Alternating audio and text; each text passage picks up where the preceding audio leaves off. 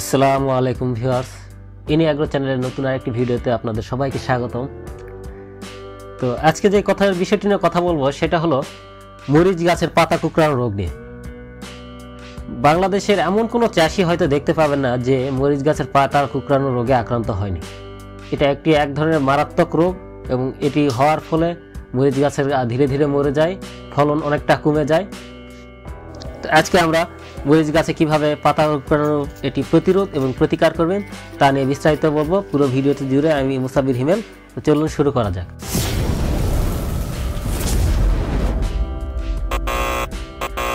তো মরিচ গাছে পাতা কুঁকড়ানো রোগের কয়েকটি কারণ হতে পারে।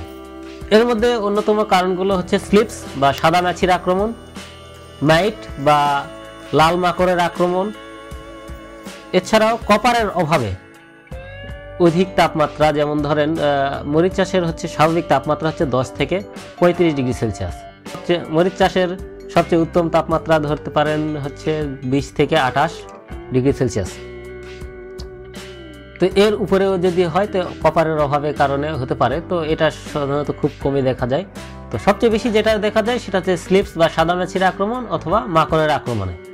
সাদা মাছি যদি আক্রমণ হয় তাহলে পাতা ছোট ছোট কুকড়ে কুকড়ে যাওয়ার মতো ভাব দেখা দেয়। আর মাকড়ের আক্রমণ যদি দেখা দেয় তাহলে পাতা এরকম নৌকার আকৃতির হয়ে যায়। তো রোগ থেকে কিভাবে প্রতিকার এবং প্রতিরোধ করব তা আমরা জানি, তবে একটা কথা মনে রাখবেন, প্রতিকারের থেকে প্রতিরোধ উত্তম।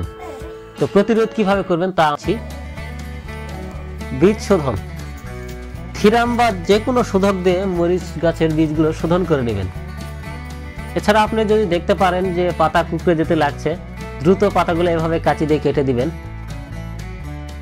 যদি দেখতে পারেন যে গাছে পুরোটা ছড়িয়ে গেছে তাহলে যত দ্রুত সম্ভব গাছটি উপরে ফেলে দিন, অন্য কোথাও নিয়ে পুড়ে ফেলুন। এছাড়া প্রতি লিটার পানিতে 2 গ্রাম থিওভিট দিবেন। এবার আসি, যদি মরিচ গাছে ব্যাপক আকারে পাতা কুঁকড়ানো দেখতে পারেন তাহলে কি করবেন। প্রথমত বায়ার কোম্পানির সলেমন 1 লিটার 1 গ্রাম হারে, এছাড়া বায়ার কোম্পানির ইনফিনিটি প্রো 1 লিটারে 2 থেকে 3 গ্রাম হারে স্প্রে করে দিবেন। স্প্রে করে দেওয়ার 4 থেকে 5 দিন পর ওবেরন 1/2 মিলি আকারে প্রতি লিটারে 1/2 মিলি আকারে দিবেন এবং নোভেন্টো প্রতি লিটারে 1 মিলি আকারে দিবেন। এর সাথে যে কোনো ছত্রাকনাশক যেমন ম্যানকোজের, মোটালিক্স ইত্যাদি যে কোনো ধরনের ছত্রাকনাশক দিবেন। তো এসব ওষুধগুলো এভাবে নিয়মিত স্প্রে করার ফলে আপনারা দেখবেন যে মরিচ গাছের পাতা কুঁকড়ানো অনেকটাই কমে গিয়েছে। তো এছাড়াও আপনারা যা করতে পারেন, সেচ দেওয়ার সময় বোরন সার, টিএসপি সার দিবেন। আজকের জন্য এটুকুই। ভিডিওটি ভালো লাগলে অবশ্যই একটা লাইক দিবেন।